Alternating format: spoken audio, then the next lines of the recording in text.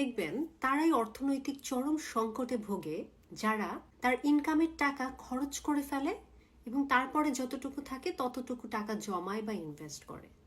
আর পৃথিবীতে যারা অনেক ধনী, অনেক বড় লোক, তাদের বইগুলো পড়লে দেখা যায় তারা একটা কমন ফিলসফিতে বিশ্বাসী। সেটা হচ্ছে তারা প্রথমে ইনভেস্ট করে বা সঞ্চয় করে এবং তারপরে যতটুকু থাকে ততটুকু তারা খরচ করে। ব্যাপারটা ইন্টারেস্টিং, দেখেন দুই জায়গাতেই আছে ইনভেস্টমেন্ট এবং খরচ। কিন্তু যারা পোর থাকে তাদের উদ্দেশ্য হচ্ছে আগে খরচ করব, তারপর কিছু থাকলে জমাবো, আর না থাকলে বলবো যে আমার তো টাকা নাই, আমি কি জমাবো, আমি কি ইনভেস্ট করব। এই হচ্ছে তাদের ফিলসফি।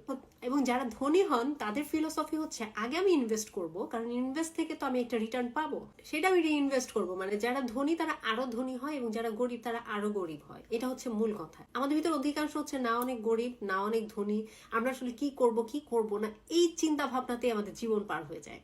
কিন্তু আসলে আপনারা খেয়াল করে দেখবেন আমাদের অধিকাংশই দেখা যায় ওই স্ট্রাগলিং পিরিয়ডের ভিতর থেকেই যায়। একটা ভালো চাকরি করেন, ব্যবসা করেন, মোটামুটি অ্যাভারেজ যারা আছে মিডল ক্লাস পিপল, মাস শেষে কোনো না কোনো টাকা পয়সার সমস্যা তাদের থেকেই যায়। ওই ইনভেস্টও করা হয় না, সঞ্চয় করা হয় না, আর্নিং এন্ড স্পেন্ডিং এর ভিতরে এই জীবনটা পার হয়ে যায়।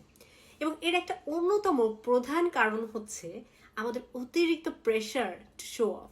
আমার ইনকামে আমি একটা মাইকেল কোর্স এফোর্ড করতে পারি না, আমি যদি যে আজকে গুচি কিনে আনি বা একটা লুই ভুটন কিনে আনি, তো আমি কি এখানে ল্যাম্বরগিনি চালাই?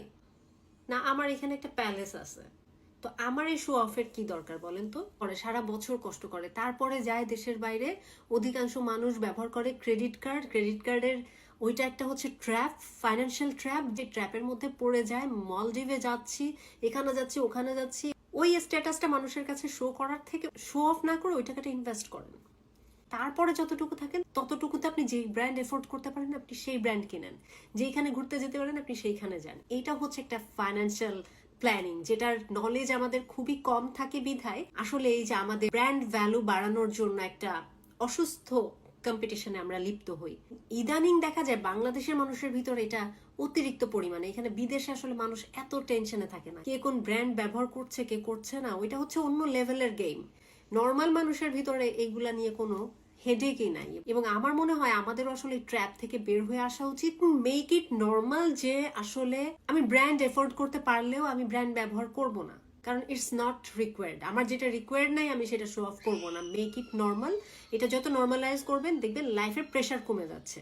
এত কষ্টের টাকা উপার্জন করে আসলে মানুষের কাছে নিজেকে ধনী প্রমাণ করার কিছু নাই, বরং আসলেই কিভাবে ধনী হওয়া যায় সেই চিন্তা করেন। নিজেকে কিভাবে ব্র্যান্ড করা যায় সেই দিকে আগান, তাহলে এই ব্র্যান্ডেড ব্যাগ কাঁধে ঝুলায় ব্র্যান্ড ভ্যালু বাড়ানোর প্রয়োজন হবে না।